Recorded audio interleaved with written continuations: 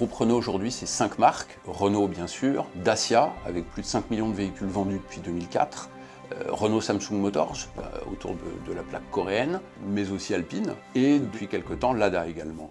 C'est une présence dans 134 pays à travers le monde, 180 000 collaborateurs, 58 milliards de chiffre d'affaires en 2017, 3,8 millions de véhicules vendus, c'est-à-dire plus de 10 000 véhicules vendus par jour de calendrier. Donc Renault 120 ans d'histoire a une ambition très forte autour de 3 grandes priorités qui structurent notre plan stratégique. Donc accroître encore notre rentabilité, renforcer la présence mondiale du groupe et puis construire la mobilité de demain. La mobilité de demain électrique, connectée, autonome, partagée. La prise de risque, c'est un incontournable pour s'imposer. Et la maîtrise des risques, c'est ça qui permet de s'imposer de façon durable. Pour le dire autrement, la maîtrise des risques, c'est ce qui permet l'ambition. Donc ce que nous déployons dans les entités opérationnelles, que ce soit des usines, des filiales commerciales ou des projets, c'est un dispositif de maîtrise qui va s'appuyer d'une part sur de l'assurance qualité, du contrôle interne, et d'autre part sur un questionnement anticipatif, celui du management des risques. Qu'est-ce qui peut nous empêcher d'atteindre nos objectifs? Et cet ensemble donc, va tourner, appuyé par une démarche d'audit interne, dans une logique de progrès, l'ensemble étant clairement, à la fin, de concilier agilité et robustesse au service de la performance.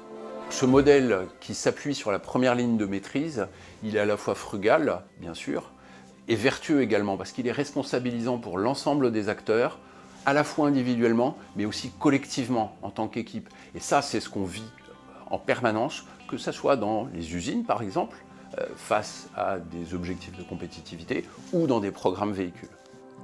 Un projet véhicule, c'est un business futur avec des objectifs ambitieux autour duquel on va réunir l'ensemble des métiers de l'entreprise et aussi les acteurs régionaux. Un exemple concret, Clio 4, 400 000 voitures par an, 4 usines à l'international et aussi des enjeux majeurs en fonction des différents pays, principalement liés aux évolutions réglementaires, tant sur les émissions que sur la réglementation sécuritaire.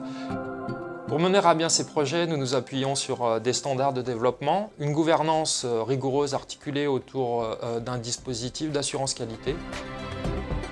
Pour être à l'objectif attendu, il faut aussi prendre des risques et cette prise de risque va nous permettre d'avoir une valeur sur le marché. Si on arrive à bien mener ce risque, on sera certainement meilleur que les concurrents. Donc manager un projet, cela aussi repose sur l'anticipation, diagnostiquer les risques, les évolutions marché et les différentes tendances, puisque le projet sort à une horizon plus 4 ans par rapport au démarrage du projet.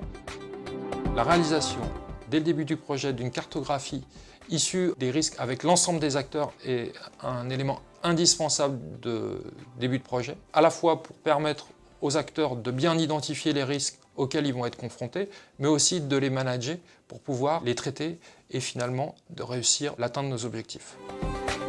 Décider et assumer les risques sont des éléments majeurs du développement d'un projet qui nous permettront in fine de réussir à maintenir notre leadership et probablement de couvrir de nouveaux marchés qu'on n'avait pas identifiés au début du projet.